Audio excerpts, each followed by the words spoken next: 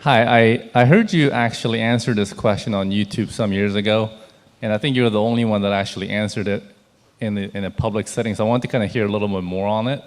In terms of how do you respond to people that say, what happened to the people who died before Christ, or in regions of the world where Christ didn't come until later on? Okay, I had to give a Twitter type answer to this question that Erik posed. And what I said was that given the universality of sin and the uniqueness of Christ's sinlessness and atoning death, it follows logically that there is no other way of salvation outside of Christ.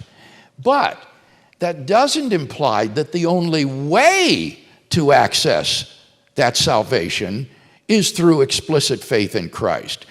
People who lived during the time of Abraham had never heard of Jesus Christ, but they believed in the revelation that God had given to them, and the benefits of Christ's atoning blood were applied to them even though they had no conscious knowledge of Christ. So it would be as though you had a rich uncle who left you an inheritance in his will that you had never heard of before. And you suddenly discover that you are named in his will and are heir of his will, even though you never knew that he existed.